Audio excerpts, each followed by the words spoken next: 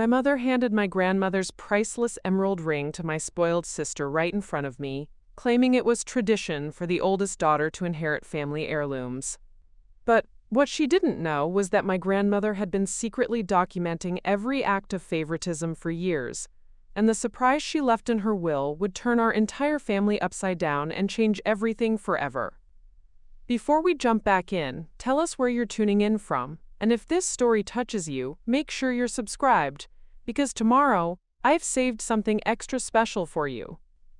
I'm Elena Rosewood, and I'm 29 years old. This story happened in the small coastal town of Millbrook Harbor, Maine, where my family has lived for 4 generations. It's about my mother, Victoria Rosewood, my older sister Clarissa, who's 32, and my beloved grandmother Evelyn Rosewood, who passed away 6 months ago, but managed to deliver the most shocking plot twist from beyond the grave. Let me tell you about the people who shaped this incredible story. My mother Victoria has always been what people in Millbrook Harbor politely call particular. She's the type of woman who irons her tea towels and has strong opinions about which fork to use for salad.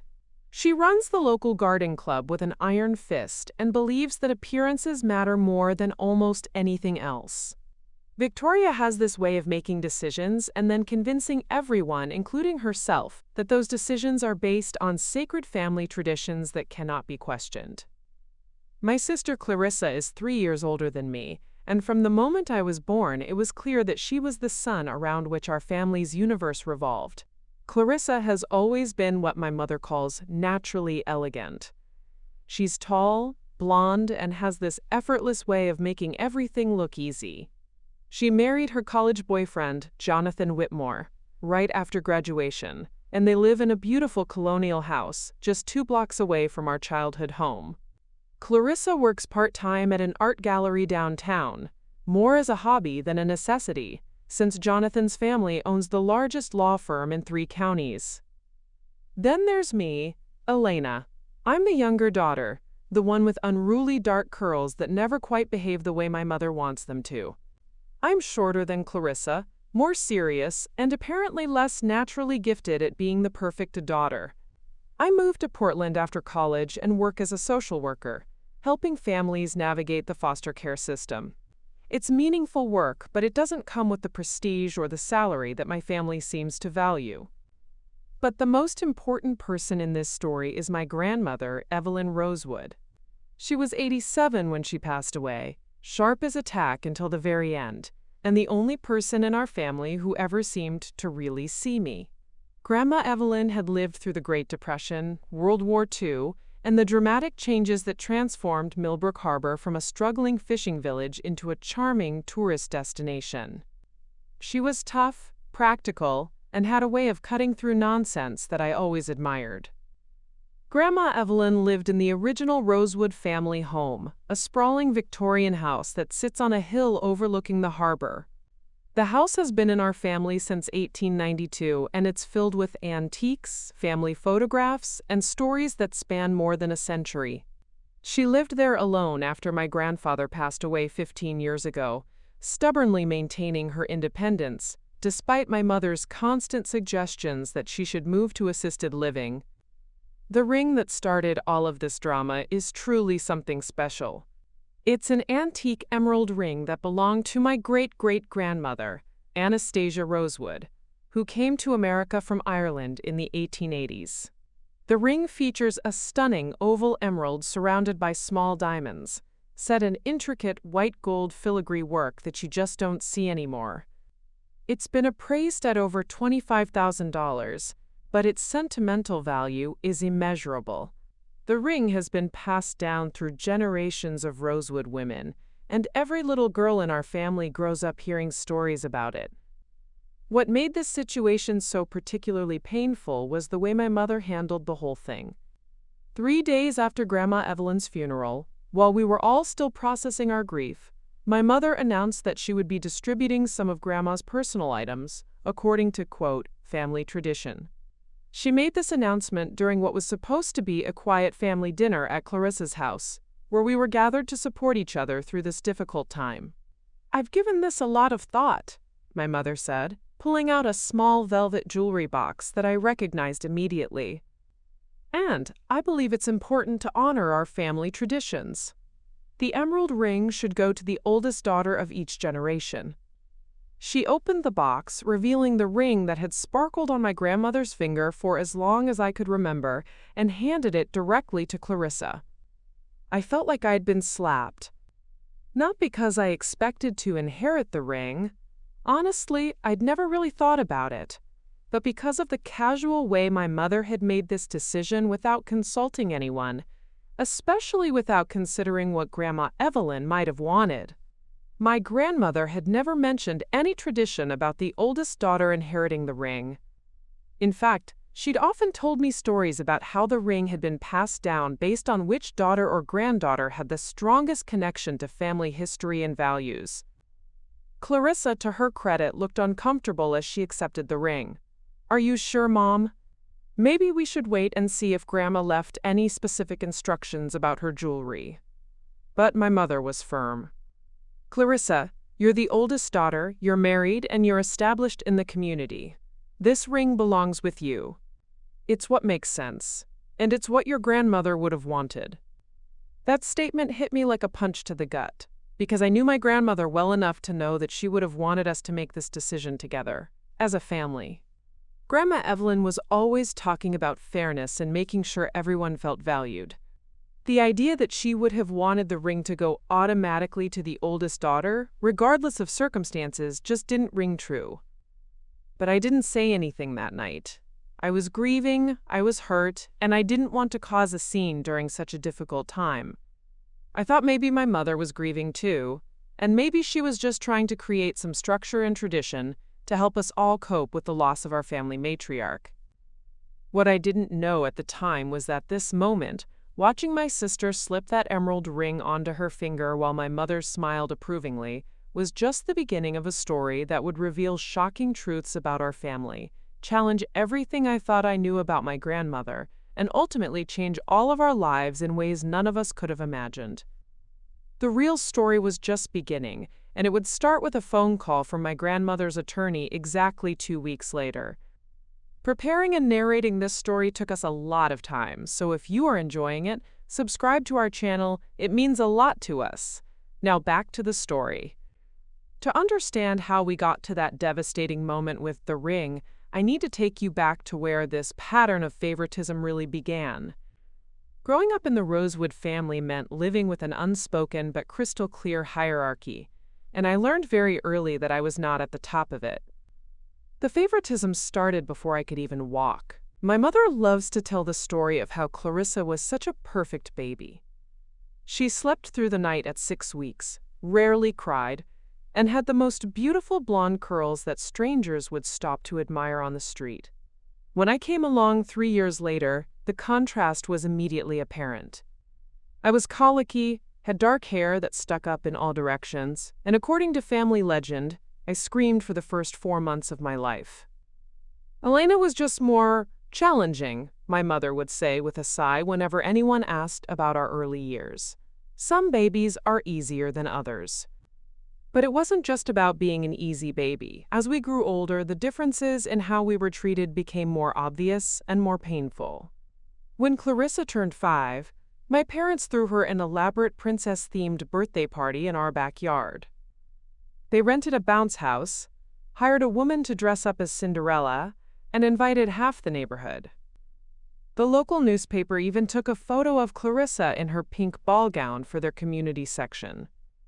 When I turned 5 2 years later, we had cake and ice cream in our kitchen with just our immediate family. My mother explained that they were scaling back on parties because they were expensive, and besides, I was more of a quiet child who probably wouldn't enjoy a big celebration anyway. The pattern continued through our childhood in ways both big and small.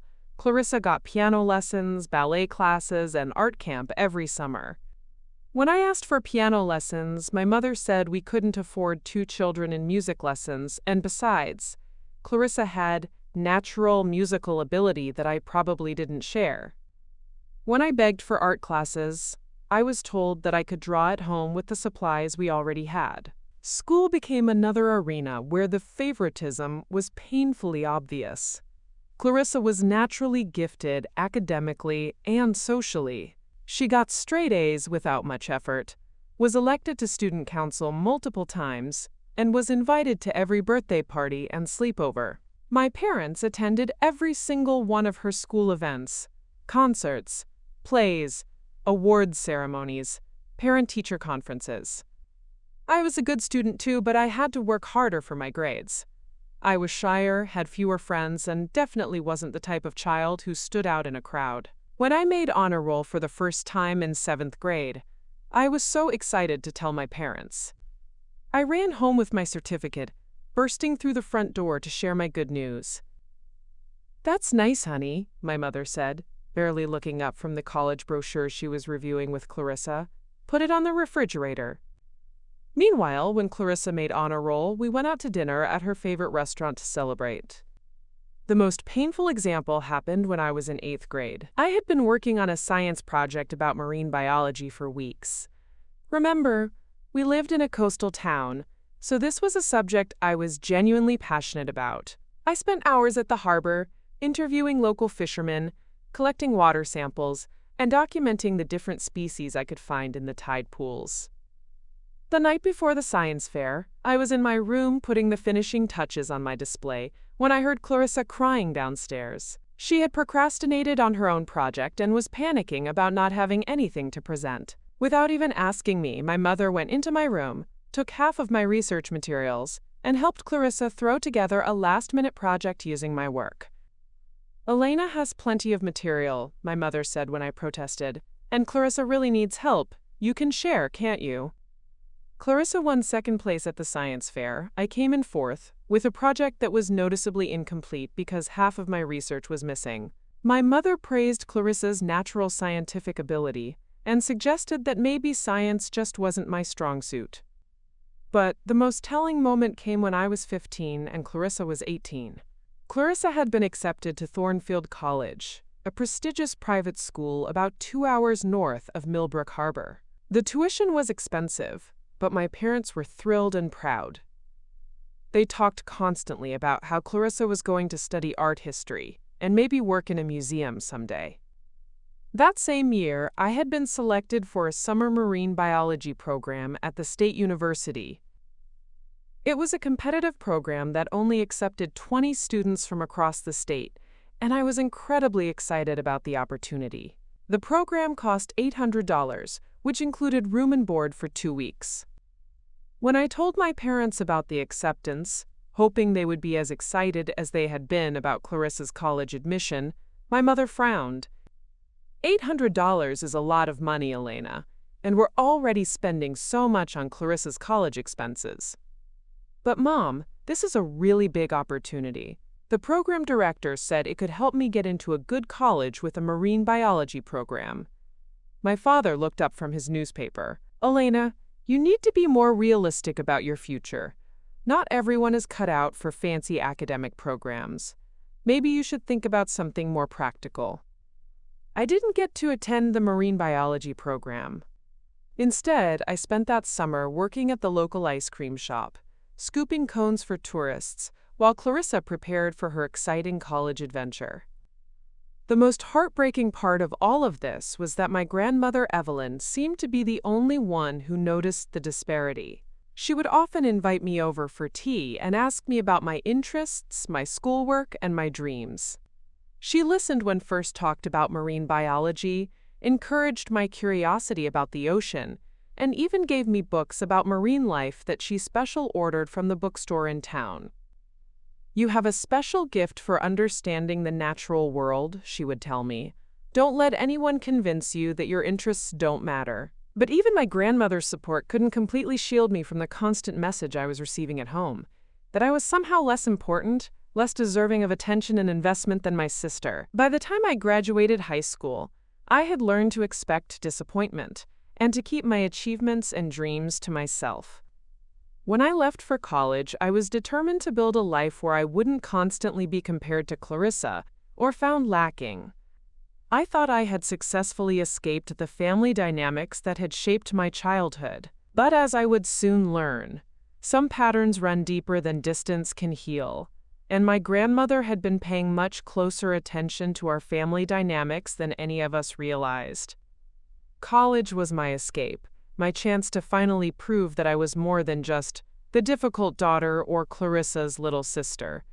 I enrolled at Coastal State University with a double major in marine biology and social work, determined to build a life that had nothing to do with the suffocating dynamics of Millbrook Harbor. For the first time in my life, I wasn't living in anyone's shadow. My professors recognized my dedication and intelligence.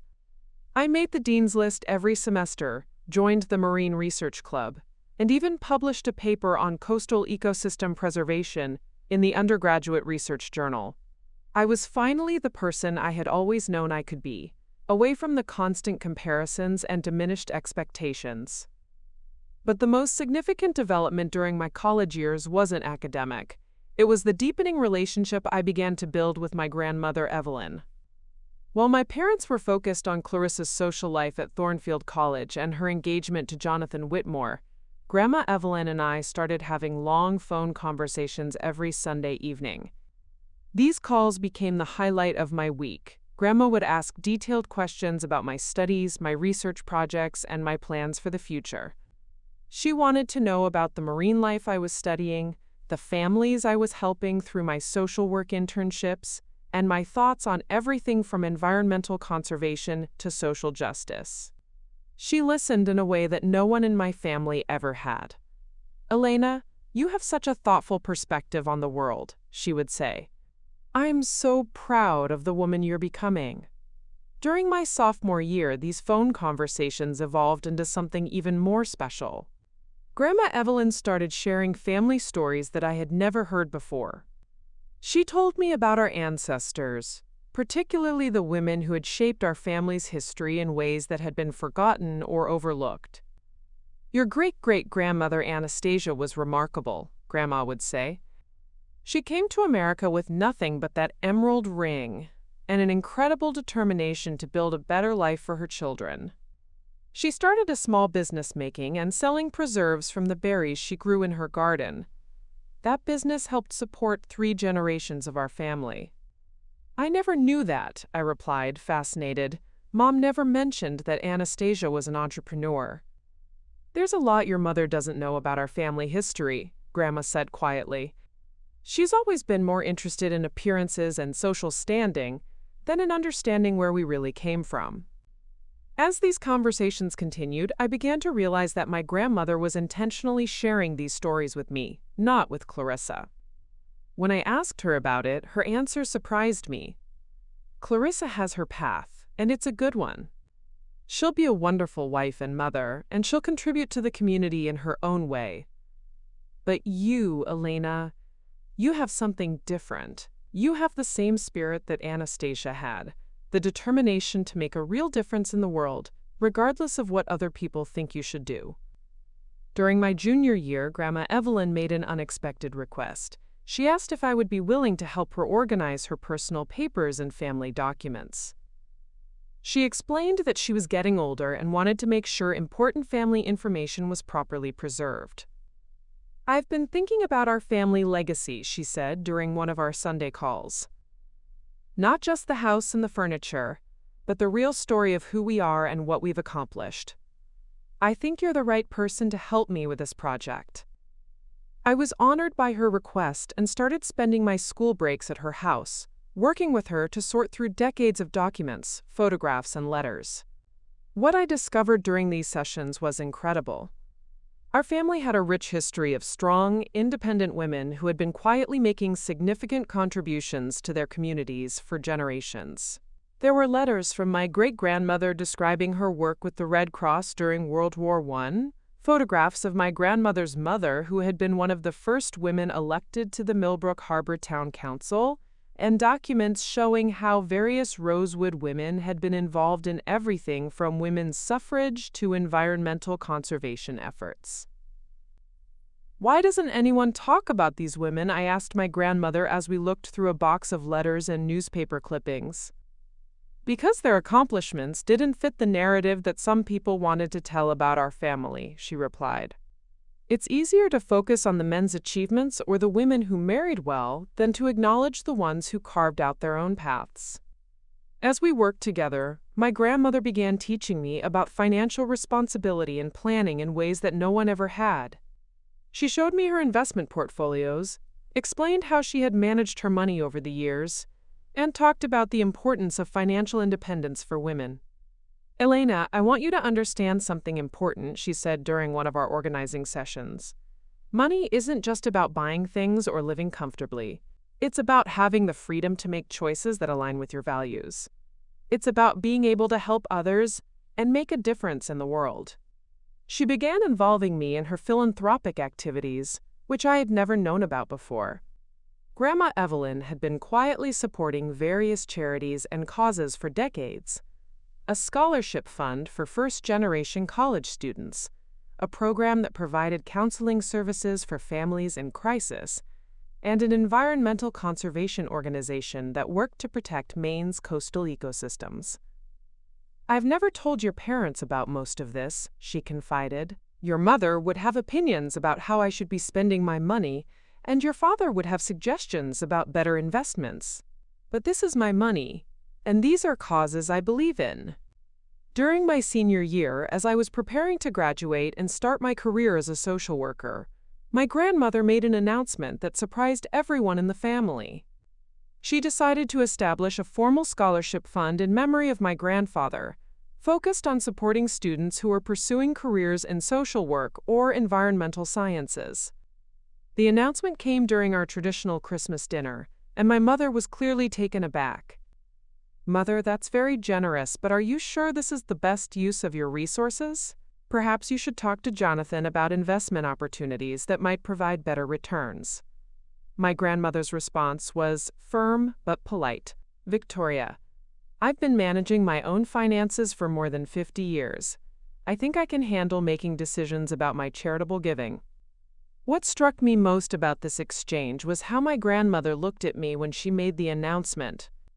There was something in her eyes, a kind of knowing smile, that made me feel like this scholarship fund was connected to our conversations about family legacy and making a difference in the world.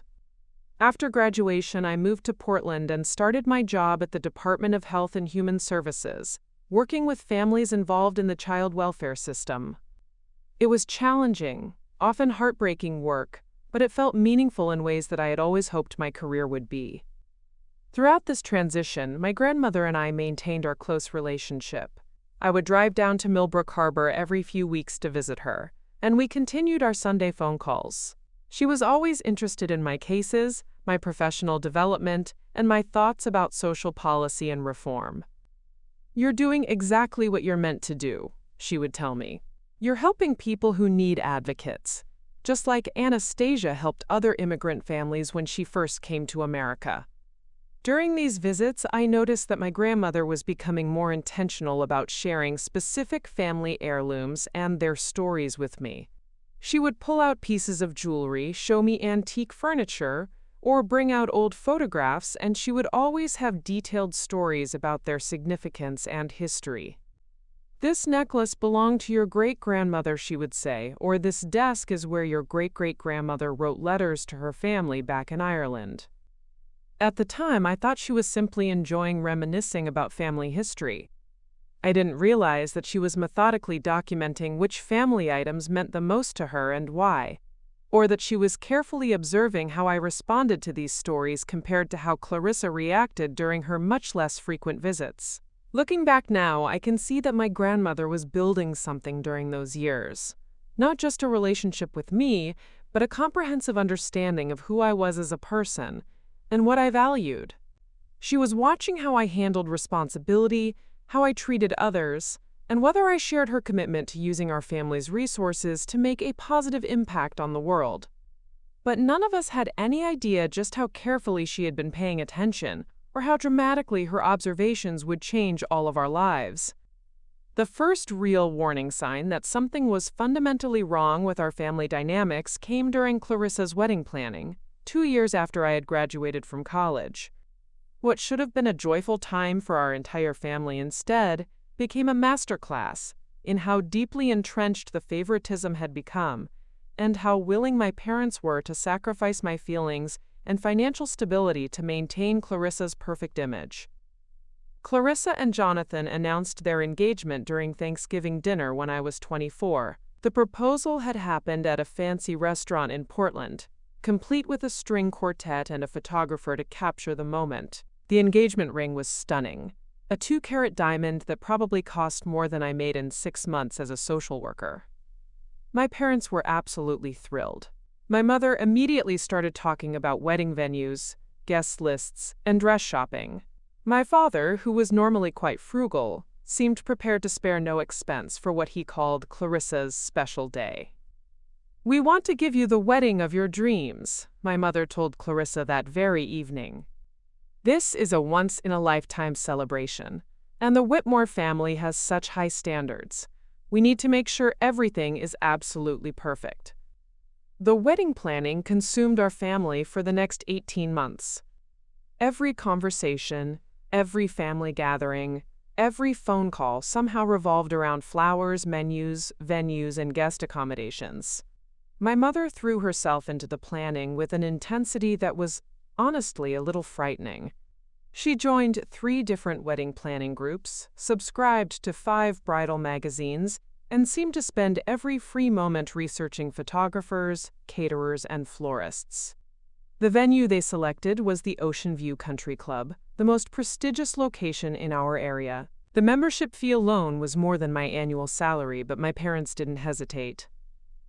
"The Whitmores have been members for 3 generations," my mother explained. "It's important that we show we understand the significance of this union." As the planning progressed, it became clear that this wedding was going to cost a fortune. The catering budget was $15,000. The photographer was $8,000. The flowers were $6,000. The dress, which my mother insisted on buying from a boutique in Boston, was $4,500. When I tried to gently suggest that some of these expenses seemed excessive, my mother was offended. "Elena, this is your sister's wedding. Some things are more important than money. Besides, we've been saving for this day since Clarissa was born." That comment hit me like a slap. They had been saving for Clarissa's wedding since she was born. But when I had needed help with college expenses or my student loans, money was always tight. When I had asked for help with the security deposit on my apartment in Portland, my parents had explained that they couldn't afford to help because they were being careful with their finances. But the real shock came 6 months before the wedding, when my parents sat me down for what they called a, quote, family discussion. My father looked uncomfortable, and my mother was using her fake, cheerful voice that always meant bad news was coming. "Elena, we need to talk to you about the wedding expenses," my mother began. "Everything is costing more than we originally budgeted, and we want to make sure Clarissa has the perfect day she deserves." I had a sinking feeling about where this conversation was going. "We were wondering if you might be able to help contribute to the wedding costs," my father said, not meeting my eyes. "We know you've been working hard and saving money, and this is a family celebration." I was speechless. They wanted me to help pay for Clarissa's extravagant wedding, while I was struggling to pay off my student loans and living in a tiny apartment with 2 roommates. "How much are you asking for?" I managed to say. "Well," my mother said, still using that artificially bright tone, "we were thinking maybe $5,000? That would really help with the reception costs." $5,000? That was more than half of everything I had managed to save since starting my job.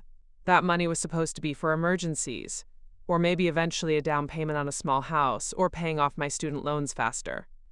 "Mom, Dad, I don't know if I can afford that. I'm barely making ends meet as it is, and I have all these loans to pay off." My mother's face fell, and suddenly I was the bad guy. "Elena, I'm really disappointed. This is your sister's wedding. Family is supposed to support each other during important times." My father tried a different approach. "Look, Elena, we know it's a lot to ask, but the Whitmores are contributing significantly to the wedding costs, and we need to show that the Rosewood family is equally committed to making this celebration special."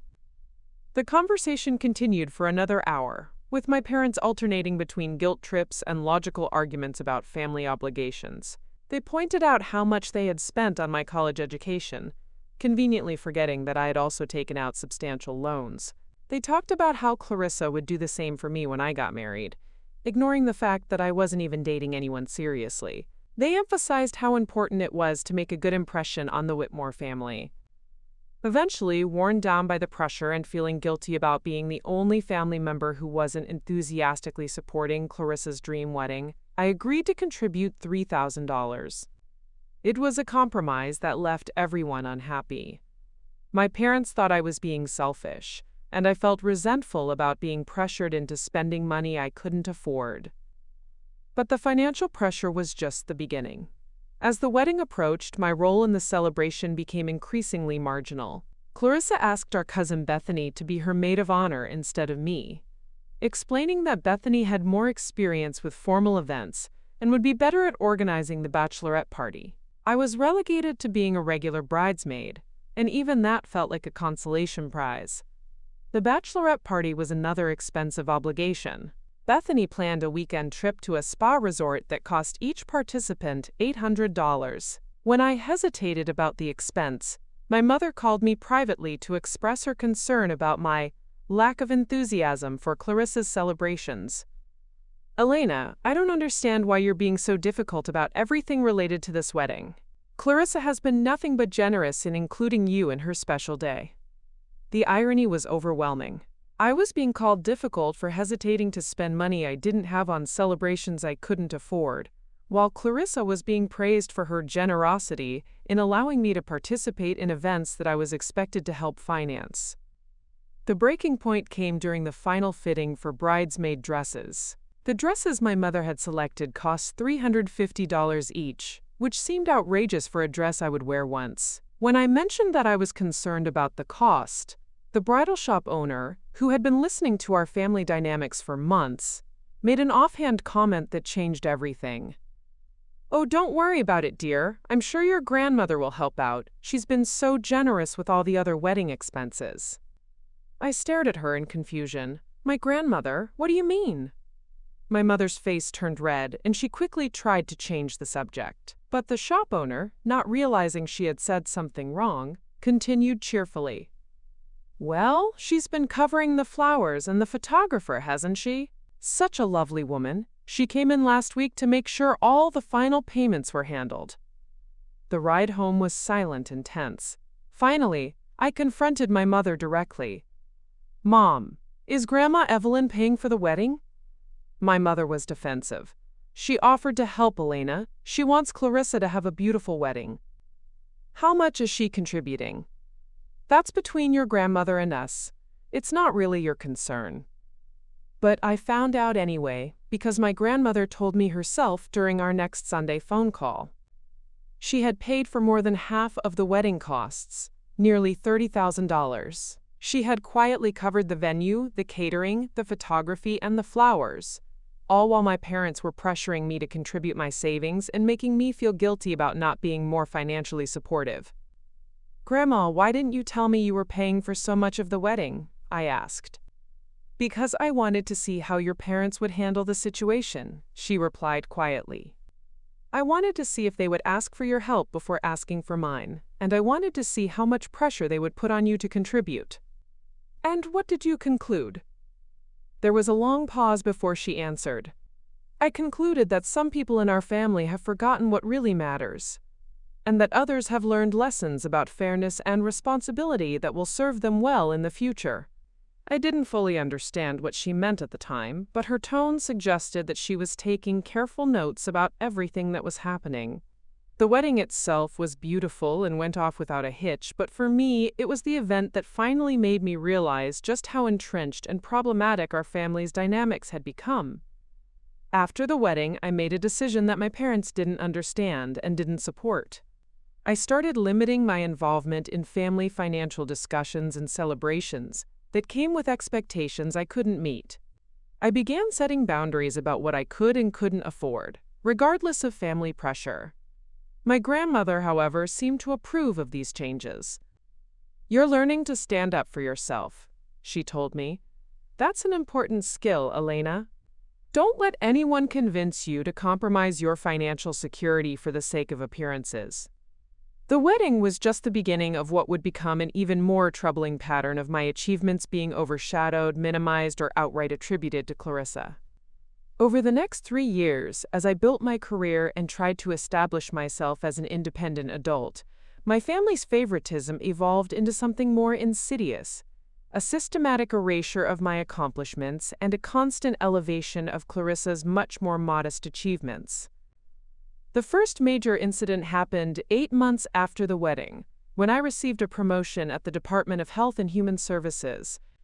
After 2 years as a caseworker, I had been selected to join a specialized unit that handled complex family reunification cases.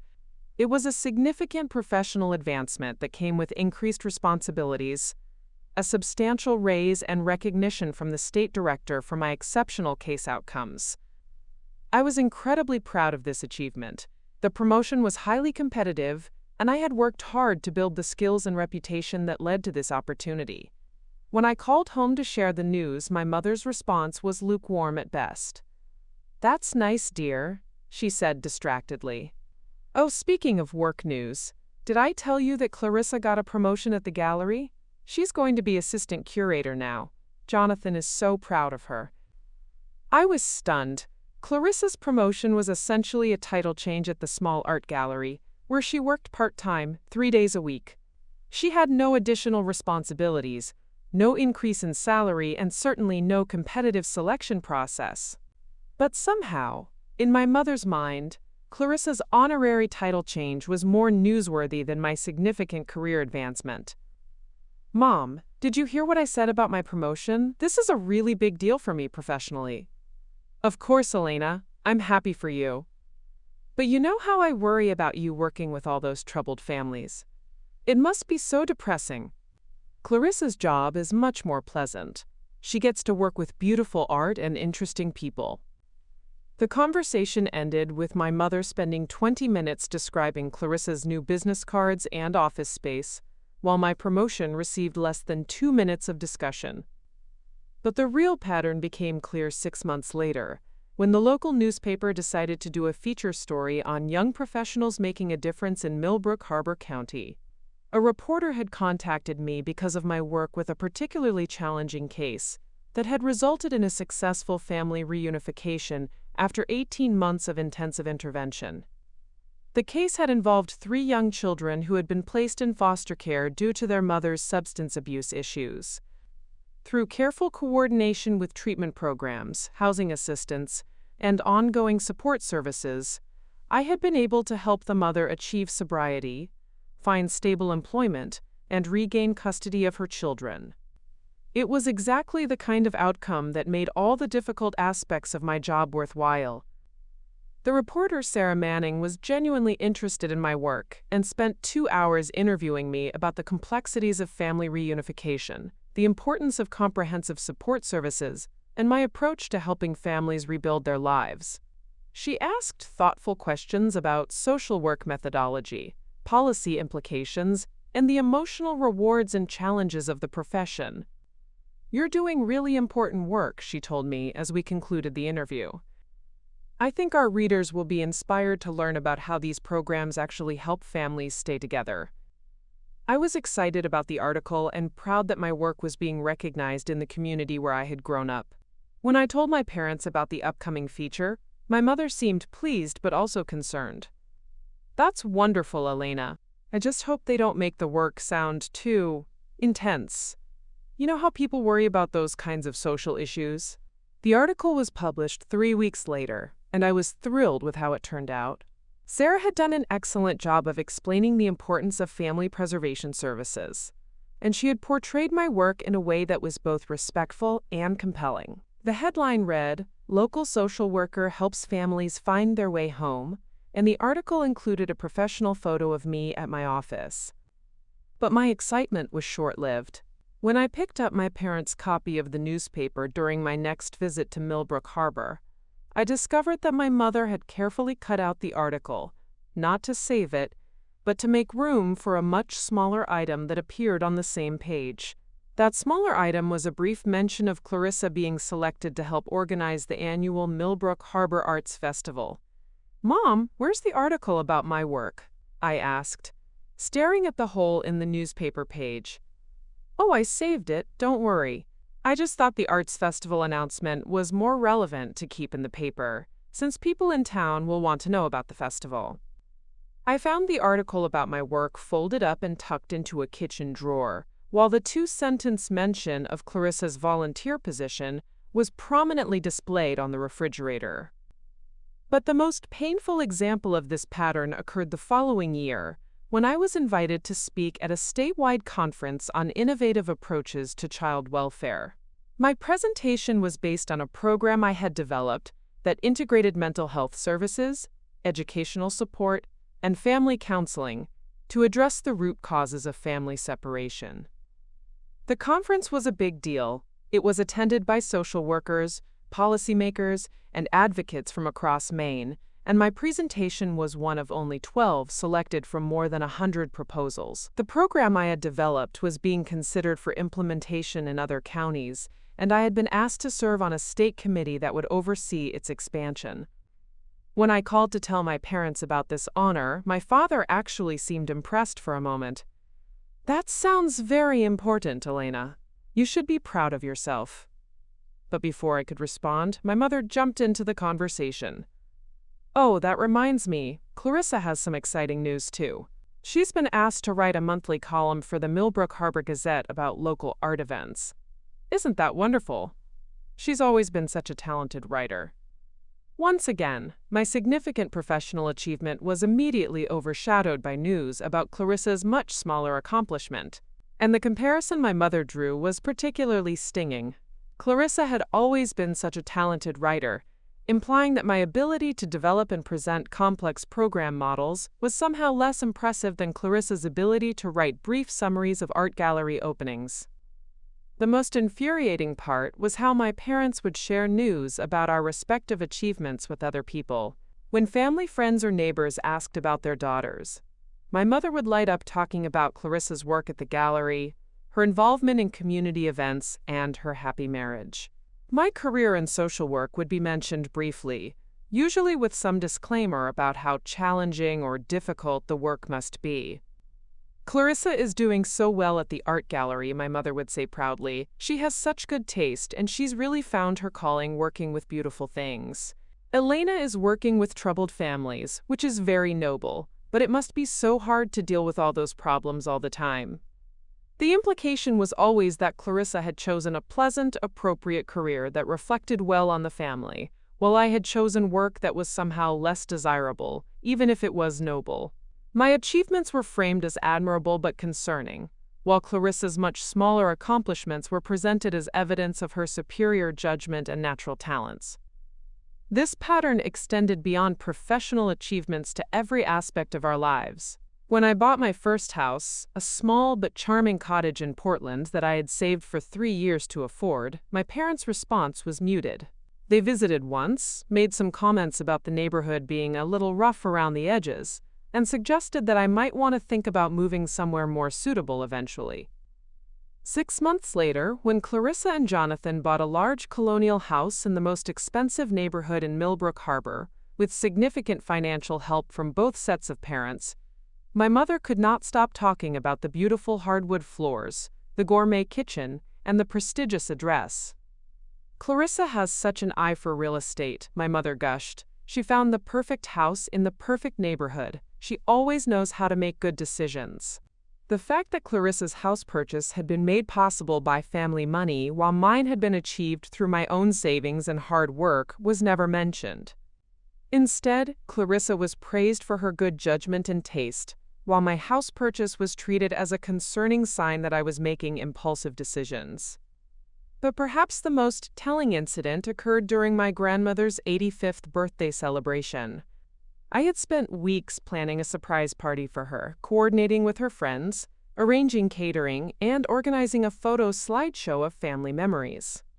The party was a huge success. Grandma Evelyn was genuinely surprised and delighted, and everyone commented on how thoughtful and well-organized the celebration had been. However, when the local newspaper published a brief item about the party the following week, the article focused entirely on Clarissa's role in the planning. According to the article, Clarissa had, quote, organized a beautiful celebration for her beloved grandmother, with no mention of my involvement whatsoever. When I asked my mother how the newspaper had gotten that information, she looked uncomfortable. Well, Clarissa did help with the party, Elena. And you know how newspapers are. They sometimes get details wrong. But I knew that my mother had been the one to contact the newspaper about the party, and I suspected that she had deliberately presented Clarissa as the primary organizer because it fit better with the narrative she preferred to tell about her daughters. What I didn't realize during all these years of frustration and diminished recognition was that my grandmother Evelyn had been methodically documenting every single incident of favoritism and injustice. While I was struggling to understand why my achievements never seemed to matter to my parents, and while Clarissa was unconsciously benefiting from a system that elevated her every minor accomplishment, Grandma Evelyn was quietly building a comprehensive record that would eventually change everything. It started during my final year of college, though I wouldn't learn about it until much later. My grandmother had begun keeping what she called her family observation journal, a detailed record of family interactions, conversations, and events that she maintained with the precision of a social scientist. She recorded dates, quotes, and her own analysis of family dynamics with an objectivity that was both impressive and heartbreaking. The first entry I would eventually see was dated 3 months before my college graduation. March 15th, Elena called to tell the family about her acceptance to graduate school with a full research assistantship. Victoria's response lasted approximately 30 seconds before shifting conversation to Clarissa's bridesmaid dress fitting. Elena's voice became quieter and she ended the call within 5 minutes. Clarissa's dress-fitting discussion continued for 25 minutes. Elena's achievement: full funding for graduate education based on academic merit. Clarissa's achievement: selecting between 2 shades of blue fabric. Family attention ratio: approximately 1 to 5. But Grandma Evelyn's documentation went far beyond just recording conversations. She had been systematically saving newspaper clippings, program announcements, and any public recognition that either Clarissa or I received. She kept copies of my college dean's list notifications, the article about my innovative social work programs, and the conference materials from my speaking engagements. She also saved the much smaller items about Clarissa's volunteer work and social activities. More importantly, she had been documenting the financial disparities in our family with the precision of an accountant. She kept records of every major expense my parents made for each of us, every gift they gave, and every time they provided financial support. The numbers told a story that was even more stark than I had realized. According to her careful calculations, my parents had spent $127,000 on Clarissa over the 5 years following her college graduation. This included the wedding contributions I didn't know about, help with the down payment on her house, a new car when her old one needed repairs, and regular gifts that helped supplement her part-time income. During the same period, they had spent $3,200 on me, primarily for Christmas and birthday gifts. But perhaps most revealing were the records she kept of family conversations and the language my parents used when discussing their daughters.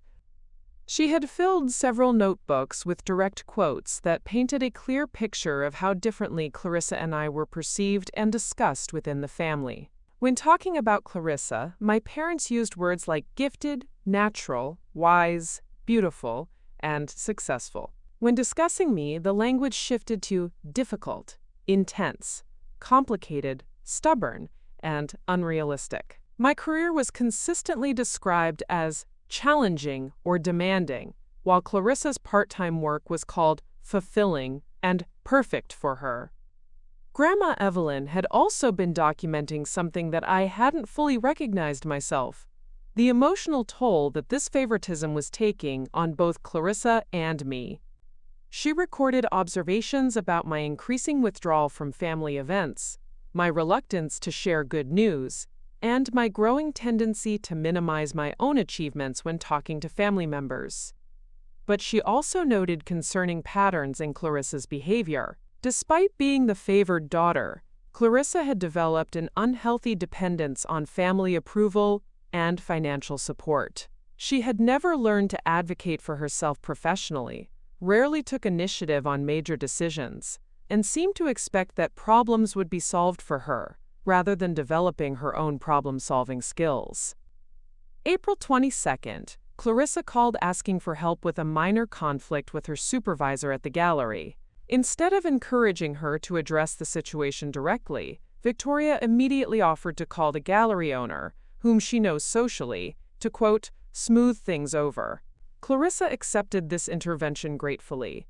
This pattern of conflict avoidance and parental rescue has been consistent for years. Clarissa is developing learned helplessness rather than resilience. My grandmother's documentation extended to family gatherings and holidays, where she recorded not just what was said, but who was asked about their lives, whose achievements were celebrated and whose concerns were taken seriously. She noted that during a typical family dinner, Clarissa would be asked an average of 12 questions about her life, work, and opinions, while I would be asked an average of 3 questions, usually focused on whether my work was too stressful or if I was taking care of myself.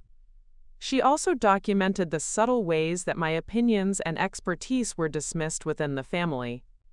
Despite my professional training in family systems and child development, my insights about family dynamics were consistently overlooked. While Clarissa's casual observations about relationships and social situations were treated as profound wisdom. June 10th. During discussion of cousin Rebecca's divorce, Elena offered thoughtful analysis based on her professional experience with family transitions. Victoria interrupted to ask Clarissa what she thought, saying, quote, Clarissa has such good instincts about people. Elena's professional expertise was ignored in favor of Clarissa's uninformed speculation. But the most significant aspect of my grandmother's documentation was her recognition of how these patterns were affecting my relationship with Clarissa herself. She observed that the constant comparisons and differential treatment were creating distance between us that hadn't existed when we were children. August 3rd. Elena arrived at family barbecue and immediately congratulated Clarissa on gallery article in local paper. Clarissa seemed uncomfortable and changed subject quickly. Later observed Clarissa avoiding conversation with Elena about her own work achievements. The favoritism is creating guilt and awkwardness for Clarissa as well as resentment for Elena. During this period, my grandmother had also been having private conversations with other family members, my aunts, uncles, and cousins, about what they had observed over the years. She discovered that the favoritism was not only obvious to extended family, but that it had been a topic of concern and discussion for years. My Aunt Patricia, my father's sister, had been particularly vocal about her concerns. She had tried to talk to my parents about the different ways they treated their daughters, but her attempts at intervention had been met with defensiveness and denial. September 15th, conversation with Patricia revealed that she has tried multiple times to discuss the favoritism with David and Victoria. Patricia described their responses as, quote, completely dismissive, and noted that they seemed genuinely unaware of how different their treatment of the girls is. Patricia expressed concern that Elena is becoming increasingly isolated from the family. My grandmother had also been documenting my parents' financial requests and expectations. She recorded every time they asked me to contribute to family expenses, while simultaneously providing financial support to Clarissa.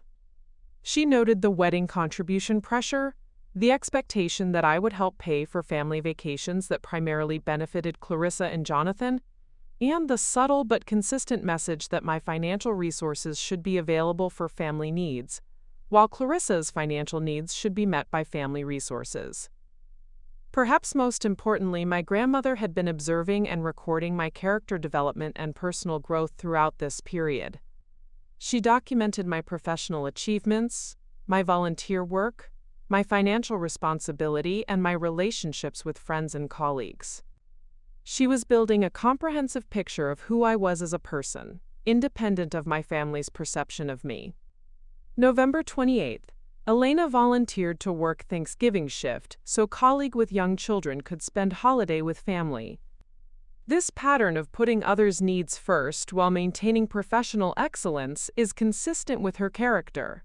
Elena has developed strong ethical foundation and genuine concern for others' well-being despite receiving little recognition or support from immediate family. What made my grandmother's documentation even more powerful was that she had been sharing some of her observations with a few trusted family friends and advisors. She had been building a network of people who could verify her concerns and support her eventual decisions about how to address the situation. Mrs. Dorothy Chen, my grandmother's closest friend and a retired family court judge, had been particularly helpful in validating my grandmother's observations and providing advice about how to handle the complex family dynamics. December 12th, Dorothy confirmed that Elena's professional reputation in social services community is excellent. Colleagues describe her as exceptional, dedicated, and innovative. This external validation contrasts sharply with families' tendency to minimize her achievements. As my grandmother's 87th birthday approached, she had accumulated more than 4 years of detailed documentation about our family's dysfunction. But more than just recording problems, she had been developing a plan to address them in a way that would force real change and provide justice for years of inequitable treatment. What none of us knew was that my grandmother had been preparing for a revelation that would shake our family to its core and finally force my parents to confront the damage their favoritism had caused. Her documentation would become the foundation for decisions that would change all of our lives forever. My grandmother's death came suddenly on a cold February morning, just 3 days after her 87th birthday. She had been in good health and spirits, still living independently in the family Victorian house, still sharp and engaged with the world around her. The heart attack that took her was massive and quick. She passed away peacefully in her sleep, which was exactly how she would have wanted to go. The grief hit our family like a tsunami. Despite all the complicated dynamics and favoritism issues, Grandma Evelyn had been the anchor of our family for decades. She was the one who hosted holidays, remembered birthdays, and maintained connections between relatives. Her house had been the gathering place for 4 generations of Rosewoods, and suddenly that center of gravity was gone. The funeral was held at St. Michael's Episcopal Church, where our family had been members for over a century. The service was beautiful and well-attended. My grandmother had touched many lives in Millbrook Harbor through her volunteer work, her charitable giving, and her genuine kindness to neighbors and friends. I gave one of the eulogies, speaking about her wisdom, her strength, and her unwavering belief in treating all people with dignity and respect. But even during this time of grief, the family patterns that had caused my grandmother so much concern continued to play out. During the reception after the funeral, I overheard my mother talking to several family friends about how difficult this loss was for Clarissa, who had been so close to Grandma Evelyn. The implication was that Clarissa's grief was more significant or valid than mine, despite the fact that I had spent far more time with our grandmother over the past several years. The reading of the will was scheduled for the following week. My parents seemed confident that they understood how my grandmother's estate would be distributed. They had been making casual comments for years about how the house would stay in the family, and how various family heirlooms would be passed down appropriately. My mother had already started making lists of which pieces of furniture she thought would work well in Clarissa's house. But there were signs that something unusual might be happening. My grandmother's attorney, Mr. Harrison Blackthorne, had asked all family members to attend the will reading, including some cousins and relatives who lived out of state. This seemed excessive for what my parents assumed would be a straightforward distribution of assets. 3 days after the funeral, we all gathered in Mr. Blackthorne's law office for the reading. The office was in a converted Victorian house downtown, with dark wood paneling and the kind of formal atmosphere that made everyone speak in hushed tones. Present were my parents, Clarissa and Jonathan, myself, my Uncle Michael and Aunt Patricia, my cousins Rebecca and James, and Mrs. Dorothy Chen, who I was surprised to see there. Mr. Blackthorne was a distinguished man in his 70s who had been my grandmother's attorney for more than 20 years. He had known our family well and had handled various legal matters for us over the years. He began the proceedings with standard formalities, expressing condolences and explaining the legal requirements for will execution. Before we begin with the specific bequests, Mr. Blackthorne said, "I want to share with you that Mrs. Evelyn Rosewood was one of the most thoughtful and meticulous clients I have ever worked with. She revised her will several times over the past 5 years, and each revision was made after careful consideration and extensive documentation of her reasoning." That comment made me slightly nervous, though I wasn't sure why. My parents exchanged glances, and I could see my mother's confident expression beginning to waver slightly. Mr. Blackthorne began reading the will, starting with smaller bequests to various charities and organizations. My grandmother had left substantial donations to the Millbrook Harbor Historical Society, the local food bank, and the scholarship fund she had established for first-generation college students. She had also left specific items to various family members: antique books to my Uncle Michael, jewelry to my Aunt Patricia, and family photographs to my cousins. Then came the moment that would change everything. To my beloved granddaughter, Elena Rosewood, Mr. Blackthorne read, "I leave the family home at 247 Hillcrest Avenue, including all furnishings, artwork, and household items, as well as the contents of my personal safe.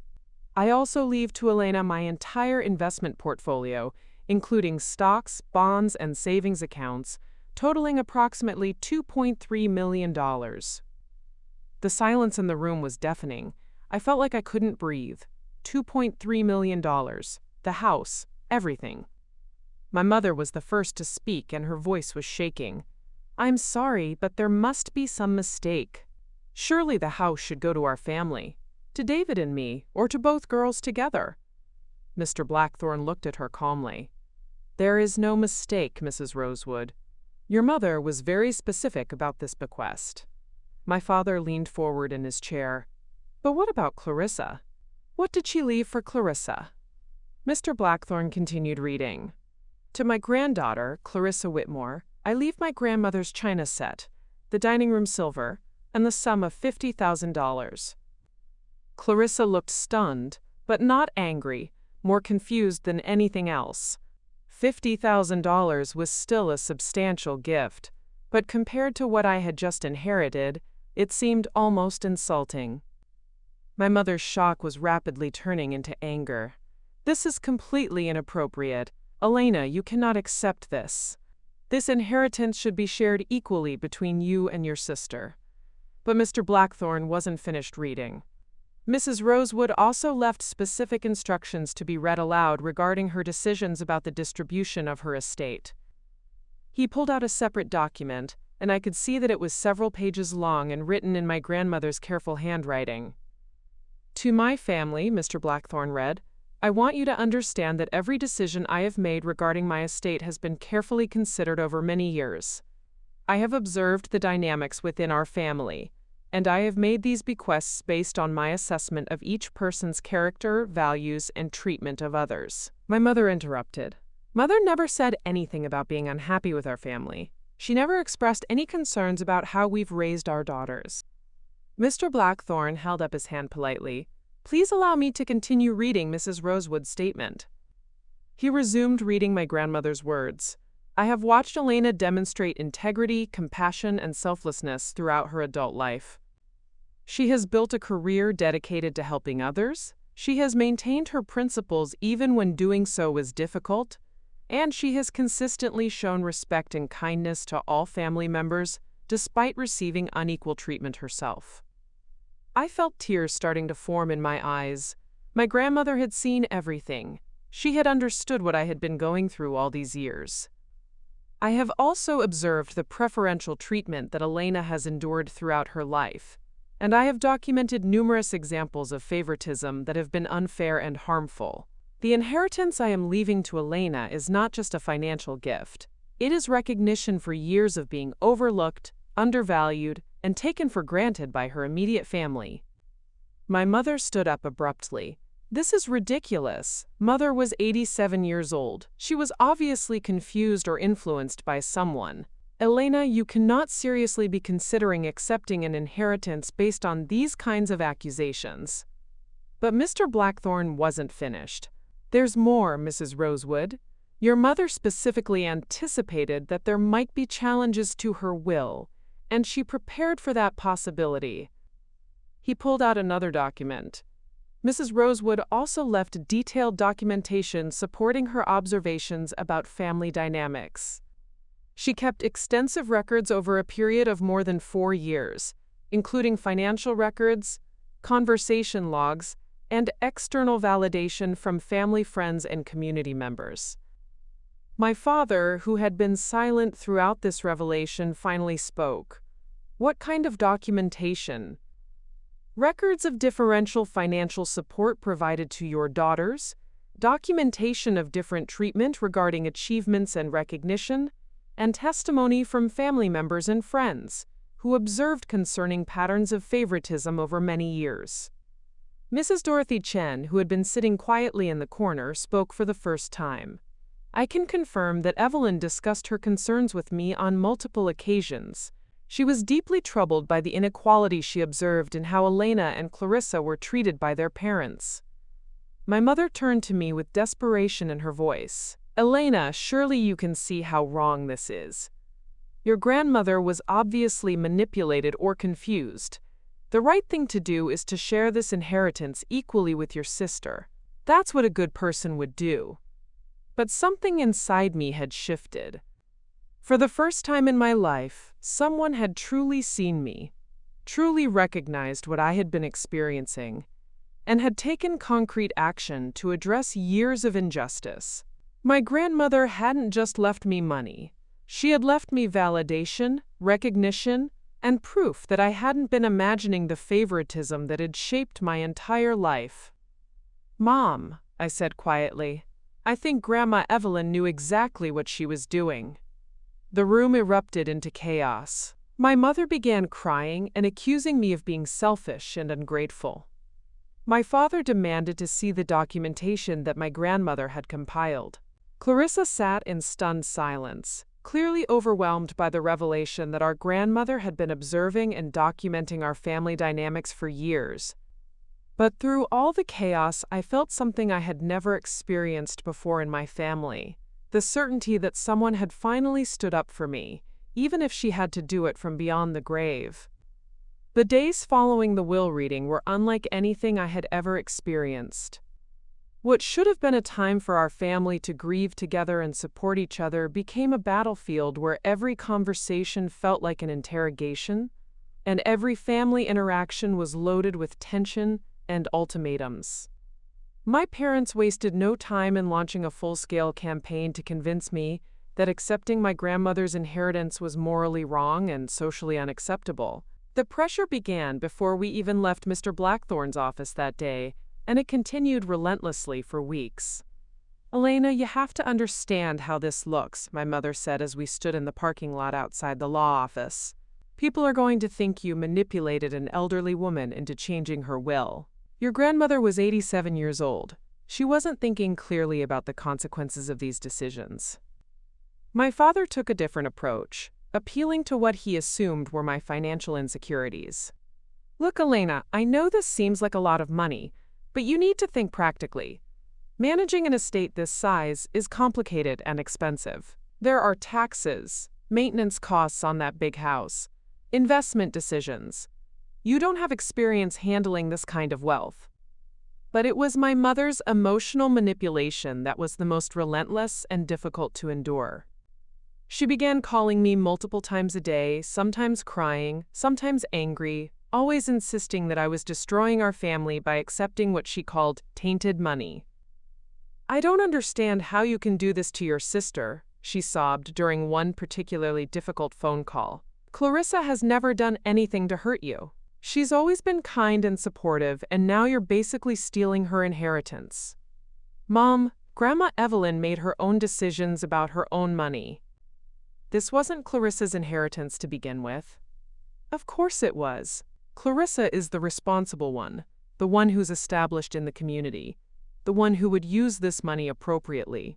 Your grandmother obviously didn't understand that Clarissa and Jonathan are planning to start a family soon. They need this money for their children's future. The irony was staggering.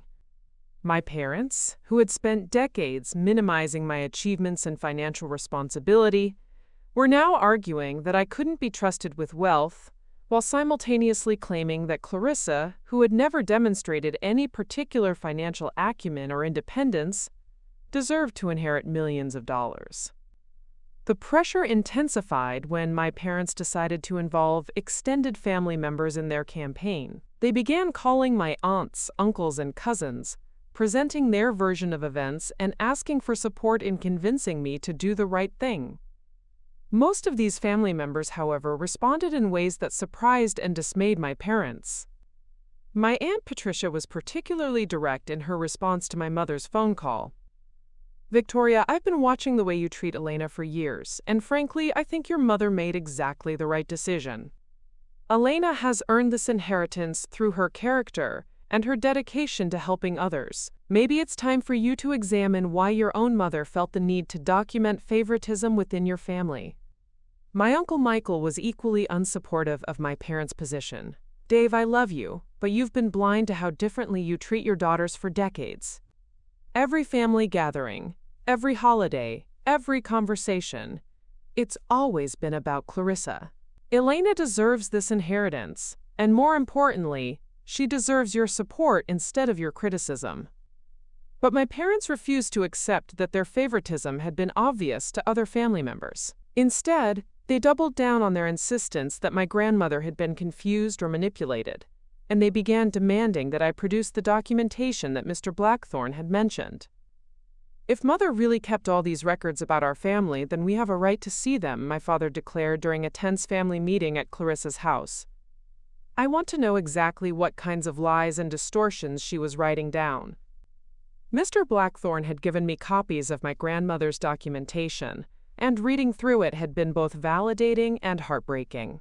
Seeing years of favoritism laid out in such detail, documented with dates and specific examples, had confirmed that I hadn't been imagining or exaggerating the inequality I had experienced.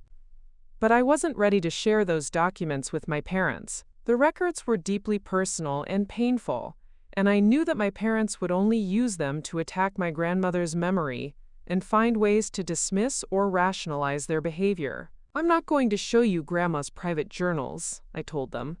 "She left them to me, and they contain her personal thoughts and observations. If you want to understand why she made the decisions she did, maybe you should reflect on your own actions instead of trying to find ways to discredit her judgment." This response sent my mother into a rage that was unlike anything I had ever seen from her. She accused me of being manipulative, selfish, and disrespectful to my grandmother's memory. She claimed that I was using my grandmother's death to get revenge on my family for imagined slights and childhood grievances. "You're destroying this family, Elena," she screamed. "You're tearing apart everything your grandmother valued most: family unity and love. She would be horrified to see what you're doing with her money." The emotional warfare escalated when my parents decided to involve Clarissa more directly in their campaign. They began pressuring her to make emotional appeals to me, suggesting that she should emphasize her financial needs and her plans for starting a family. Clarissa, to her credit, seemed uncomfortable with this approach. During one particularly awkward conversation, she tried to address the inheritance issue directly. "Elena, I want you to know that I don't expect you to give me the money," she said quietly. "I mean, it would help Jonathan and me with the house payments and everything, but I understand that Grandma made her own decisions." But my mother wouldn't let the conversation end there. "Clarissa, don't be so passive about this. Elena needs to understand how much this money would mean to your future. Tell her about the plans you and Jonathan have been making, the children you want to have, the life you want to build." It was painful to watch my sister being coached to manipulate me emotionally, and it was even more painful to see her reluctantly going along with it. But what bothered me most was the underlying assumption that my plans and dreams were somehow less important than Clarissa's, that my financial security and future were less deserving of consideration. The situation reached a crisis point 3 weeks after the will reading, when my parents issued what amounted to an ultimatum. They invited me to dinner at their house, ostensibly to have a calm family discussion about moving forward. But the dinner was actually an ambush. My parents had prepared a detailed presentation about why I should transfer the majority of my inheritance to Clarissa. They had calculated how much money each of us would need for reasonable futures, and they had concluded that I should keep $200,000 while giving Clarissa the remaining $2.1 million plus the house. "We've thought about this very carefully," my father explained, pulling out a folder of financial projections and charts. "Elena, you have a good job and simple needs. $200,000 is more than enough to pay off your student loans, make some improvements to your house, and have a nice emergency fund. But Clarissa and Jonathan need the money for a larger house, children's education funds, and establishing themselves properly in the community." The presentation was insulting on multiple levels. It assumed that my needs and dreams were inherently smaller and less important than Clarissa's. It treated my grandmother's carefully considered decision as if it were a mathematical error that could be corrected through rational analysis. And it completely ignored the emotional and symbolic significance of my grandmother's recognition and validation. "What if I refuse?" I asked quietly. My mother's response was swift and devastating. "Then you'll be choosing money over family, Elena. You'll be choosing to hurt your sister and destroy the relationships that should matter most to you. If you go through with this inheritance as it stands, you need to understand that you're making a choice that will have permanent consequences for this family." The threat was clear even though it wasn't stated explicitly. Accept their terms, or lose my family entirely. But for the first time in my life, I had something more powerful than my family's approval to sustain me. I had my grandmother's validation, her documentation of years of injustice, and her clear statement that I deserved recognition and support. I had external confirmation from extended family members that the favoritism had been real and harmful. And I had my own growing understanding of my worth and my right to be treated fairly. "I need time to think about this," I told them, though I already knew what my answer would be. As I drove home that night, I realized that my grandmother had given me more than just money. She had given me the strength to finally stand up for myself, even if it meant standing alone. The turning point came 2 days after my parents' ultimatum dinner, when I received an unexpected phone call from Mr. Blackthorne. His voice carried a gravity that immediately caught my attention, and he asked if I could come to his office the following morning for what he called the second part of your grandmother's instructions. "Second part?" I asked, confused. "I thought we had covered everything in the will reading." "Not quite, Elena. Your grandmother left very specific instructions about additional information that should be shared with you only after you had time to process the initial inheritance and experience your family's reaction to it." When I arrived at his office the next morning, Mr. Blackthorne led me to a small conference room where several boxes and manila folders were carefully arranged on a large wooden table. The sight was overwhelming. It looked like the research materials for a doctoral dissertation rather than personal family documents. "Elena, what I'm about to show you represents 4.5 years of meticulous documentation that your grandmother compiled specifically for this moment," Mr. Blackthorne began. "She anticipated exactly how your parents would react to her will, and she prepared comprehensive evidence to support every decision she made." He opened the first box, revealing dozens of notebooks filled with my grandmother's careful handwriting. These are her observation journals, which I mentioned during the will reading. But what I didn't tell you is that she also compiled supporting documentation that goes far beyond personal observations. The first folder contained financial records that took my breath away.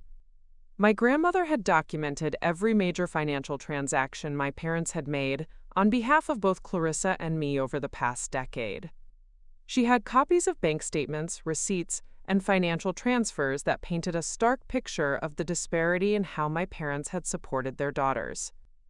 She obtained these records legally through various means, Mr. Blackthorne explained.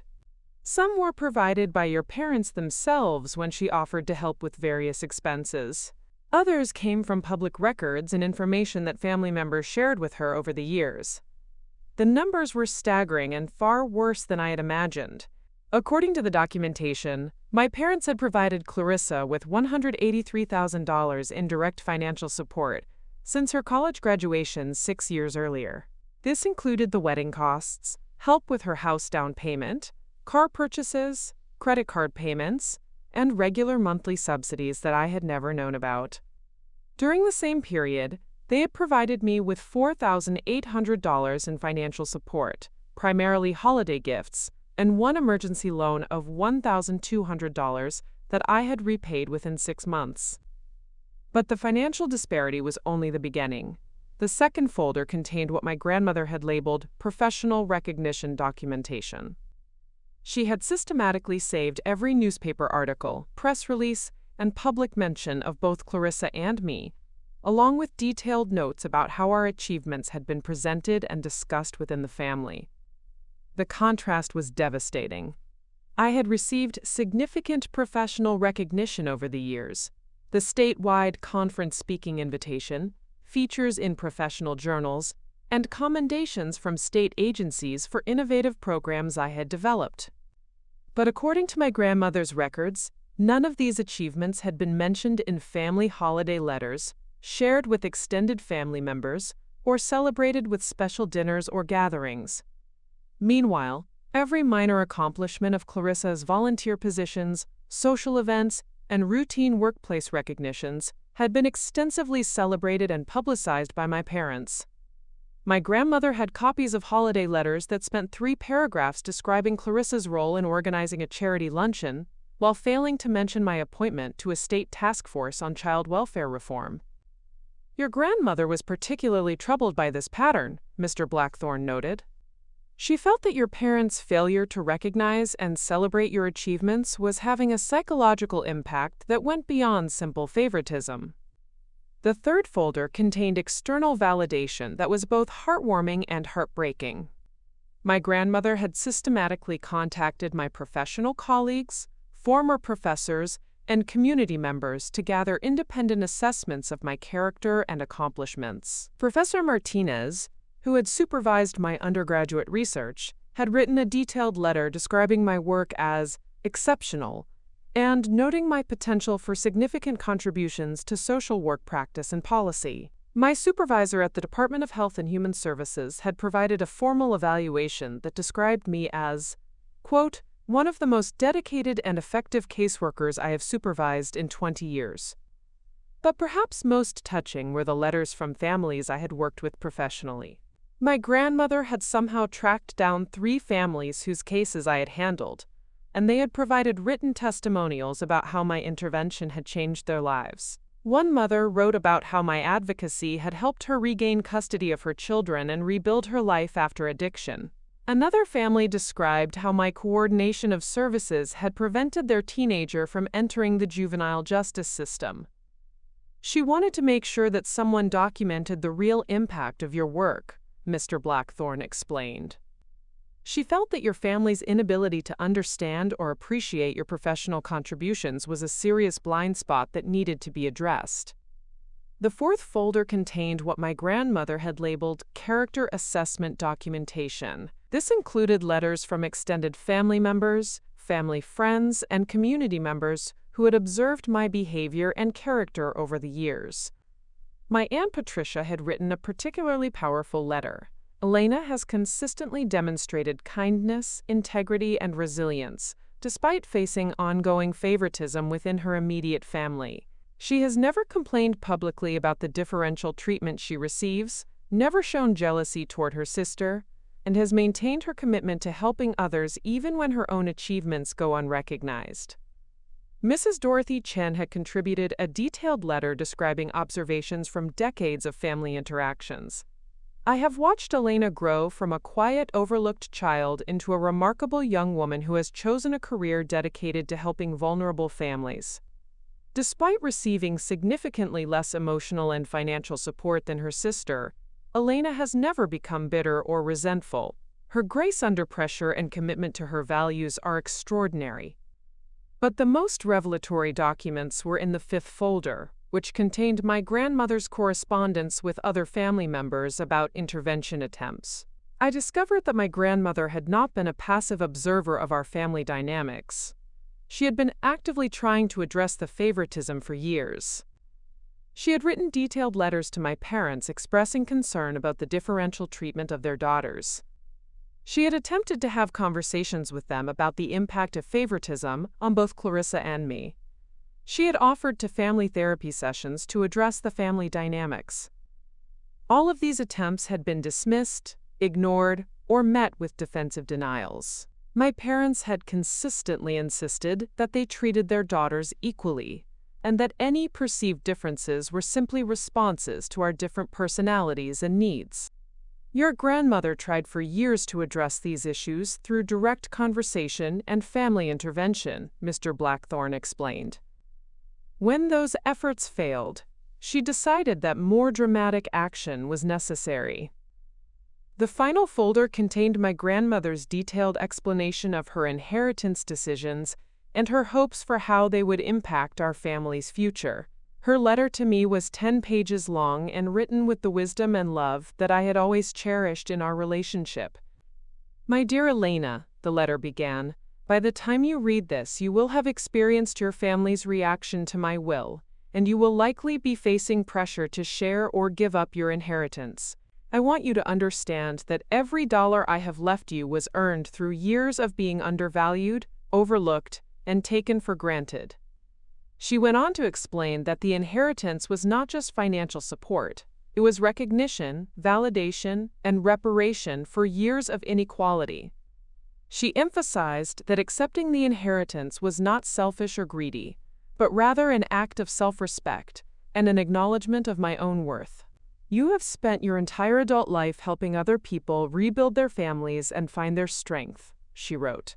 Now it is time for you to recognize your own strength and refuse to accept treatment that diminishes your value. This inheritance is my way of telling you that you matter, that your achievements are significant, and that you deserve the same support and recognition that has always been freely given to your sister. But perhaps most importantly, my grandmother had included specific instructions for how she hoped I would use the inheritance. She had created a detailed plan that would allow me to maintain my commitment to helping others, while also building financial security and independence. I hope you will use this inheritance to continue your education, perhaps pursuing a doctoral degree that will allow you to influence social work policy at a national level, she wrote. I hope you will use some of the money to establish programs that help other young people who feel overlooked or undervalued in their families. And I hope you will use your financial independence to set boundaries with people who do not treat you with the respect you deserve. As I finished reading my grandmother's letter, I realized that she had done far more than simply leave me money. She had provided me with a comprehensive case for my own worth, documented evidence of years of injustice, and a roadmap for using my inheritance to create positive change in the world. For the first time since the will reading, I felt completely confident in my decision to accept my grandmother's gift and refuse my parents' demands to share it. Armed with my grandmother's comprehensive documentation and her clear explanation of her decisions, I knew it was time to have the final confrontation with my parents. I called them that evening and asked them to meet me at Grandma Evelyn's house the following day. I chose that location deliberately. It was where I felt most connected to my grandmother's wisdom and strength, and it was also the house that now legally belonged to me. When my parents arrived, accompanied by Clarissa and Jonathan, they seemed confident that this meeting would result in my capitulation to their demands. My mother was carrying a folder of legal documents that she had prepared, including papers that would transfer most of my inheritance to Clarissa and a proposed schedule for how the assets would be divided. "Elena, I'm so glad you've come to your senses," my mother said as they settled into the living room where I had spent countless hours talking with my grandmother. "Jonathan's attorney helped us prepare all the paperwork to make this transfer as simple as possible. We can have everything sorted out today." I looked around the room at these people who had shaped my entire life, and for the first time, I felt completely calm and certain about what I needed to do. The weight of my grandmother's documentation and her unwavering support gave me a strength I had never possessed before. Actually, I asked you here to tell you that I'm keeping the inheritance exactly as Grandma Evelyn intended, I said quietly. I'm not sharing it, I'm not transferring it, and I'm not apologizing for accepting what she chose to give me. The silence that followed was deafening. My father was the first to react, his face reddening with anger. Elena, that is completely unacceptable. We've been patient with you, we've tried to reason with you, but this selfishness has gone too far. Dad, I want to show you something, I said, pulling out the first folder of my grandmother's documentation. These are the financial records that Grandma Evelyn kept for the past 6 years. Would you like to know how much money you've given Clarissa compared to how much you've given me? I spread the documents across the coffee table, and I watched my parents' faces as they recognized bank statements, receipts, and financial transfers that they had thought were private family matters. Where did she get these? My mother whispered, her voice shaking. Some you gave her yourselves when she offered to help with various expenses. Some are from public records. All of them are completely legal and accurate. I pointed to the summary sheet that showed the totals. $183,000 to Clarissa, $4,800 to me. Over 6 years. Clarissa looked genuinely shocked. I didn't realize it was that much, she said quietly. I mean, I knew Mom and Dad helped us sometimes, but I didn't know they were keeping track. Grandma Evelyn was keeping track, I replied. She was keeping track of everything. I pulled out the second folder, containing the professional recognition documentation. She also documented how my achievements were treated compared to Clarissa's. Would you like to see the copies of holiday letters that mention Clarissa's volunteer work but not my appointment to a state task force? Or the family newsletter that included 3 paragraphs about Clarissa's gallery opening but didn't mention my speaking at a national conference? My mother was becoming increasingly agitated. Elena, your grandmother was obviously biased in your favor. She was collecting information to support her own prejudices against our family. That's when I pulled out the folder containing external validation, the letters from my professional colleagues, the testimonials from families I had helped, and the character assessments from extended family members. Mom, these are letters from people who have no bias toward me at all. My former professors, my supervisor, families whose lives I've helped change, and yes, family members who have been watching our dynamics for years. I handed her Aunt Patricia's letter. Would you like to read what Aunt Patricia wrote about the favoritism she's observed? My father snatched the letter from my mother's hands and read it quickly, his expression growing darker. Patricia has always been jealous of our family. She's never liked the fact that we've been successful. What about Mrs. Chen? I asked, handing him her letter. Is she jealous too? What about my supervisor at work? What about the mother who wrote to thank me for helping her get her children back? Jonathan, who had been silent throughout this exchange, finally spoke. Elena, even if there have been some imbalances in the past, don't you think the mature thing to do would be to put family harmony first? This money is tearing everyone apart. I looked at him steadily. Jonathan, where was your concern about family harmony when your wife was receiving tens of thousands of dollars in financial support that was never offered to me? Where was your concern about maturity when I was being pressured to contribute to your wedding while my parents were secretly paying for most of it themselves? Clarissa's face flushed red. Elena, I never asked for any of that. I didn't know they were treating us differently. Clarissa, I know you didn't ask for it, but you accepted it. And more importantly, when I tried to talk to you about feeling overlooked and undervalued, you told me I was being too sensitive. I pulled out my grandmother's 10-page letter and held it in my hands. Grandma Evelyn spent years trying to address these issues directly with Mom and Dad. She offered family therapy. She wrote letters expressing her concerns. She tried to have conversations about fairness and equal treatment. Every single attempt was dismissed or ignored. My mother was crying now, but they were angry tears rather than sad ones. Your grandmother turned you against your own family. She poisoned your mind with these ideas about favoritism and inequality. No, Mom. Grandma Evelyn didn't turn me against anyone. She simply documented what was already happening and provided validation for experiences I was already having. I stood up and walked to the mantelpiece where my grandmother's photograph sat. She saw that I was being treated unfairly, and she decided to do something about it. My father made one last attempt at manipulation. Elena, if you go through with this, if you keep this money that rightfully belongs to both of you girls, then you need to understand that there will be consequences. We won't be able to continue having a relationship with someone who could be so selfish and destructive to her own family. For a moment, the old Elena, the one who had spent her entire life trying to earn my parents' approval, wanted to give in. The thought of losing my family entirely was terrifying, but then I looked at my grandmother's photograph and remembered her words about recognizing my own worth and refusing to accept treatment that diminished my value. Dad, I've spent my entire life trying to earn your approval and recognition. I've watched you celebrate Clarissa's smallest achievements while ignoring my biggest ones. I've contributed money I couldn't afford to family events, while you were secretly supporting Clarissa with money I never knew about. I've accepted being treated as less important, less deserving, and less valuable than my sister for almost 30 years. I picked up all of my grandmother's documentation and held it against my chest. This inheritance isn't just money, it's recognition, it's validation. It's my grandmother telling me that I matter, that my achievements are significant, and that I deserve the same support and respect that has always been freely given to Clarissa.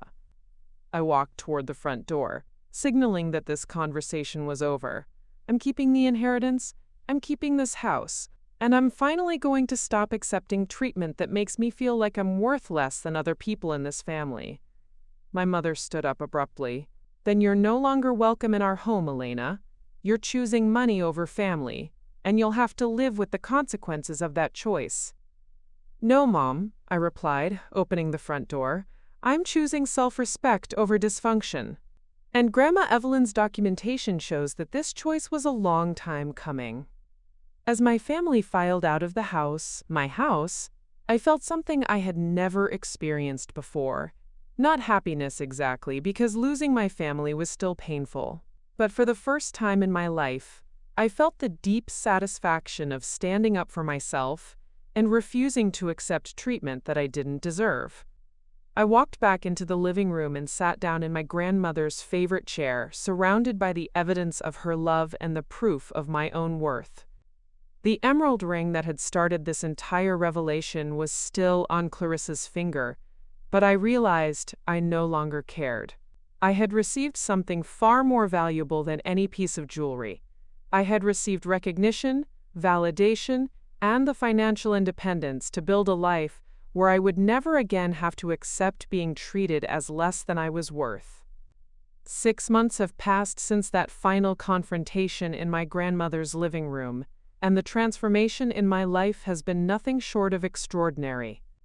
What began as a painful family crisis has evolved into the most empowering period of my entire life, and I've come to understand that my grandmother's gift was about so much more than money.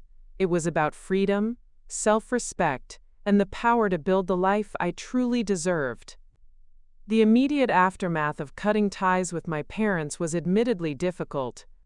There were nights when I questioned whether I had made the right choice, moments when the silence from my immediate family felt overwhelming, and times when I wondered if financial independence was worth the cost of losing the people who had raised me. But each time those doubts crept in, I would reread my grandmother's letter or look through her documentation, and I would remember that I hadn't lost a loving family. I had simply stopped accepting a dysfunctional one. The first major decision I made was about the house. My grandmother's Victorian home on Hillcrest Avenue was far too large for one person, and maintaining it would have been expensive and isolating. Instead of keeping it as a private residence, I decided to transform it into something that would honor my grandmother's values and continue her legacy of helping others. Working with local architects and social service organizations, I converted the house into the Evelyn Rosewood Center for Family Support, a nonprofit facility that provides counseling, educational workshops, and emergency assistance for families in crisis. The center offers services that I knew from my professional experience were desperately needed in our community: parenting classes for young mothers, financial literacy workshops, support groups for families dealing with addiction, and emergency housing assistance. The project took 4 months to complete and cost $400,000 of my inheritance, but seeing the house filled with families receiving help and support gave me a sense of purpose that I had never experienced before. My grandmother had always believed in using resources to make a positive impact on the world, and I knew she would have been proud to see her home serving such an important function. The center's opening ceremony was attended by more than 200 people, including many of the families I had worked with over the years, colleagues from the social services community, and extended family members who had supported me throughout the inheritance crisis. Notably absent were my parents and Clarissa, though I had sent them invitations. Their decision not to attend spoke volumes about their continuing inability to recognize or celebrate my achievements. But the most meaningful moment of the ceremony came when Mrs. Dorothy Chen spoke about my grandmother's legacy. Evelyn Rosewood spent her life observing injustice and working quietly to address it, she said. Elena has taken that commitment and turned it into something public and powerful. This center will help families for generations to come. Professional speaking opportunities began arising as word spread about the innovative programs we were developing at the center. I was invited to present at conferences across New England about integrated family support models. And I began writing articles for professional journals about the intersection of family therapy and community-based services. These opportunities led to something I had never expected. I was offered a position as a visiting lecturer at the University of Maine's School of Social Work. The role allowed me to maintain my direct service work at the center while also teaching graduate students and conducting research on family preservation strategies. For the first time in my life, my professional achievements were receiving the recognition they deserved. The state awarded the Evelyn Rosewood Center a grant for $150,000 to expand our programming, and we were featured in Social Work Today magazine as an innovative model for community-based family support. But more importantly, I was finally in an environment where my expertise was valued and my contributions were celebrated. The changes in my personal life were equally dramatic. Moving away from the constant stress of trying to earn my parents' approval had freed up emotional energy that I didn't even realize I had been expending. I started taking art classes, joined a hiking club, and began traveling to places I had always wanted to see but had never felt financially secure enough to visit. I also started dating for the first time in years. My relationship with David, a fellow social worker who shares my passion for advocacy and social justice, has been a revelation. Having a partner who genuinely respects my work and celebrates my achievements has shown me how different relationships can be when they're built on mutual admiration rather than constant criticism or conditional approval. The extended family relationships that had been strained during the inheritance crisis gradually healed and actually became stronger than they had ever been. My Aunt Patricia became one of my closest advisors and supporters, and she often remarked that standing up to my parents had been the best thing I could have done for myself. "Elena, you're finally the person you were always meant to be," she told me during one of our monthly coffee meetings. "You were such a quiet, anxious child, always trying to please everyone. Now you're confident, decisive, and genuinely happy. Your grandmother would be so proud."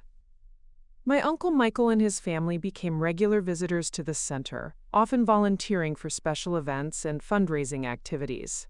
Having their support and recognition meant more to me than I could have imagined, and it helped fill some of the family connection that I had lost when my parents chose money over relationships.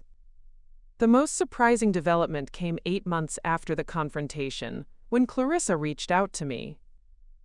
She called one evening, sounding uncertain and somewhat ashamed, and asked if we could meet for coffee. "Elena, I've been thinking a lot about everything that happened," she said when we met at a small cafe in downtown Portland.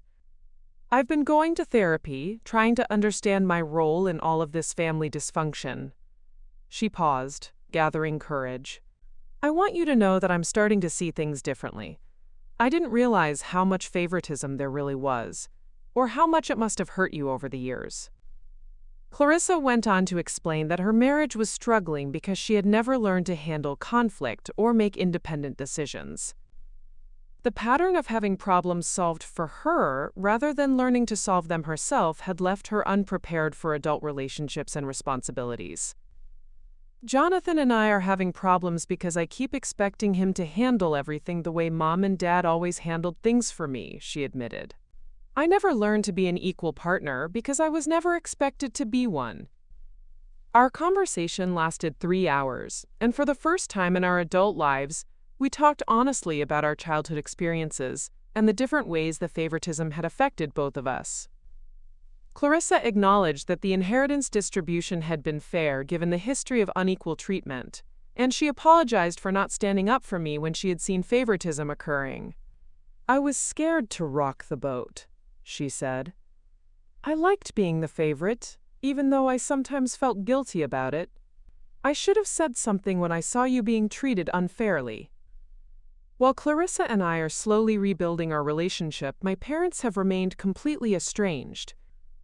They have never acknowledged that their favoritism was real or harmful, and they continue to tell anyone who will listen that I manipulated an elderly woman and destroyed our family for money. But their version of events has found little sympathy, even within our extended family and social circle.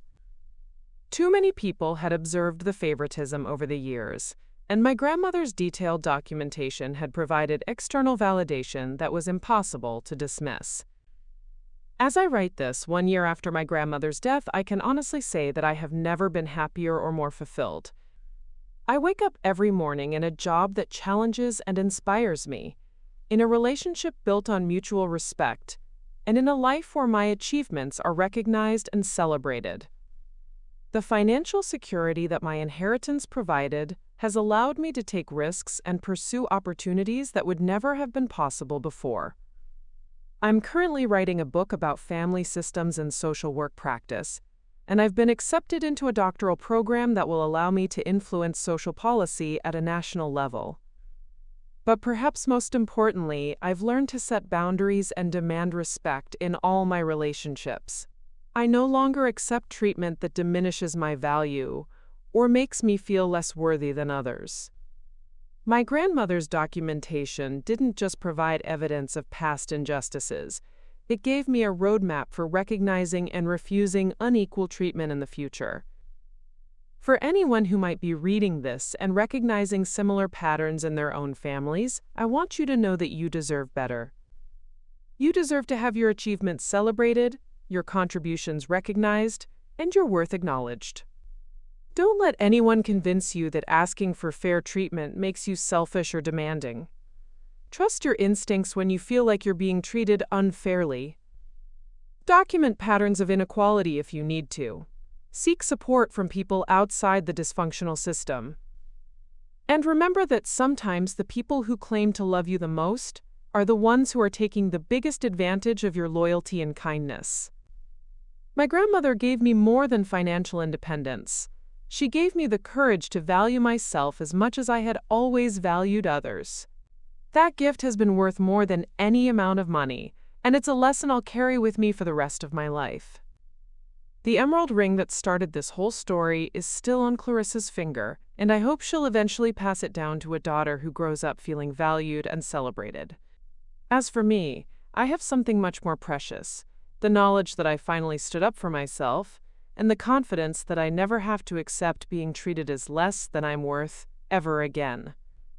Up next, you've got 2 more standout stories right on your screen. If this one hit the mark, you won't want to pass these up. Just click and check them out.